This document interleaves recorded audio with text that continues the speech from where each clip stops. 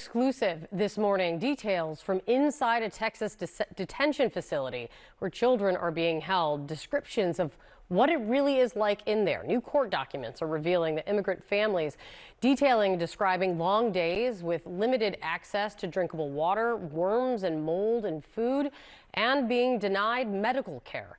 An immigrants' rights group, even an immigration rights group, telling CNN this: families tell us that their children are weak, faint, pale, and often crying because they are so hungry.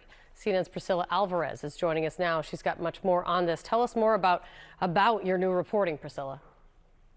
Well, Kate, this really offers a glimpse into what is happening at this family detention facility in Dilley, Texas, a place where reporters can't visit. But in this case, we are getting these court declarations from families who are detained there through immigration attorneys who are revealing the conditions. Now, Kate, just to level set here, these are families who have been apprehended at the U.S.-Mexico border or even in the United States at encounters like ICE check-ins or vehicle checkpoints.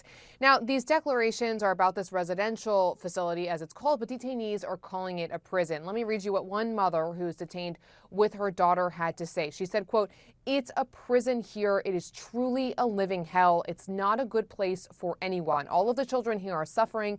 The mothers are crying, especially for their children. We are all suffering." And this is really a theme in the more than 24 declarations that were filed. Despondent children, as you mentioned there, medical conditions going poorly treated, children unable to sleep because the lights are always on. And when we're talking about children here, we're talking as young as infants. There was a 9-month-old mentioned in one of the declarations, as well as teenagers. One of those teenagers also shared a testimony with attorneys, and this is what she had to say. She said, quote, "The kids here can get sad when people get deported or their friends leave. Kids are tired of doing the same thing every day. We try to help kids who are sad and teach them to play a new game. Sometimes kids don't eat when they are sad."